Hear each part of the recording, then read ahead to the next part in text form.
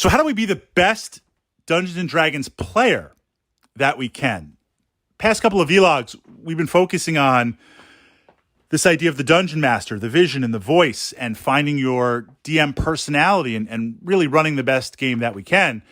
Now, looking at it not from the opposite side of the DM screen as a player in terms of tactics and character classes. I mean, certainly we've been exploring that, and that's important. And I've been pushing those up to my D&D playlist here. But how to create a memorable moment, how to be the best player that we can be, the best player that I can be, not only to respect the time of my other players, and we're not just talking about time, physical tabletop, but also virtual tabletop. I might be sitting in the Fritz cave playing the game, but we're connected through literal space and time to other parts of the world to play. Those other players, that DM is taking time out of their life, well spent time out of their life to create. So how can I respect that? How can I be the best player that I can be?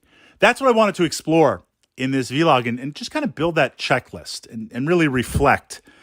The first thing, of course, I believe, if you commit to play a game, show up to play the game.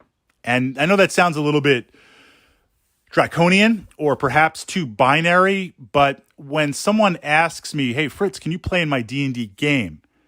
Is it a one-off game? Is it a weekly game? Do you think it's going to be a campaign that lasts for a year? I take that invitation very heartfelt. First of all, I'm honored to play in your game. I'm always looking for new virtual games. I'm ready, any character class. But I appreciate that invite and I respect that invite. And I look at my schedule and say, can I really commit to this right now? Can I do that? Because I'm respectful of the time, but also the space, physical or virtual space that I would be taking up. So that seems to be the first thing. Like, can you commit to playing the game? Now, that's not to say real life stuff doesn't happen. Family, friends, work, responsibilities, all those things that get in the way of playing D&D, it's going to happen. You're going to miss sessions. You might have to say, look, it's just crazy. Work right now, I'm going to miss the next 2 weeks because I've got a project, a deliverable that I have to make happen. The DM accounts for that. When I'm a DM, I know if we're playing over 6 months, stuff's going to come up. So you figure out, you miss a game, you run your characters an NPC, or maybe they're off doing something else. Like, that's normal. What I'm talking about are players that are like, yes, I'm in. They show up to the first session and then they just vanish. Or they're there for 3 or 4 sessions and they just vanish. Yes, occasionally things will happen where you play 4 or 5 or 6 games and then you say, look, something has changed. My situation has changed. I can't continue playing. I'm not talking about that. I'm talking about making a conscious effort up front to commit to the game or not to commit. And in your heart, commit the best that you can. Don't approach it like, you know what, sounds good, I'm in. And then next week, I don't know, maybe I'll show up, or I show up on and off. Like let's commit. The second aspect that I try to keep in mind is, yes, I'm a player. My player character has goals and motivations. It's that avatar on the table. But there are other physical players at the table with me. Not just the DM, too. Putting the DM aside for the moment, who is also a player. What's the best for the party? This is just my feeling. My fun of the game does not take first over your fun of the game or precedence over your fun for the game. Let's put the other players first. So when it's like, okay, this is what you see, roll for initiative, what do you want to do? And you kind of have that mini discussion of tactics or what the party should do next. I'm not going to micromanagement. I'm not going to impose my tactical decision on that.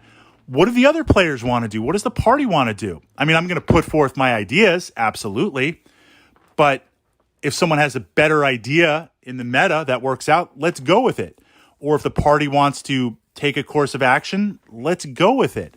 I want to make sure everyone else is heard in addition to me, but before me.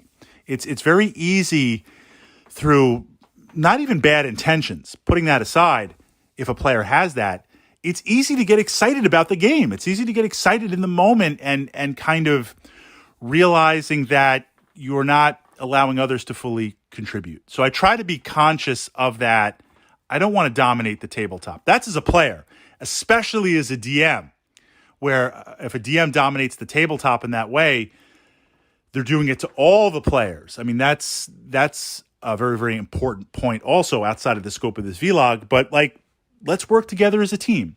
And you know what? This is a story-based game.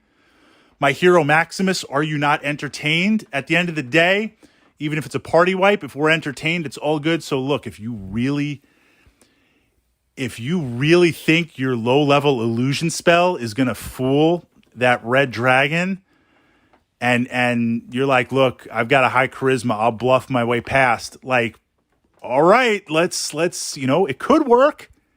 It could work. DC check 25, and you'd have to roll like a 20 to maybe make it happen. Like, okay, I know the meta odds, but all right, you know what? Like, let's do it. Let's see what happens, because if it does happen, then we will be talking about this in D&D Tabletop Immortality forever. Let's go for it.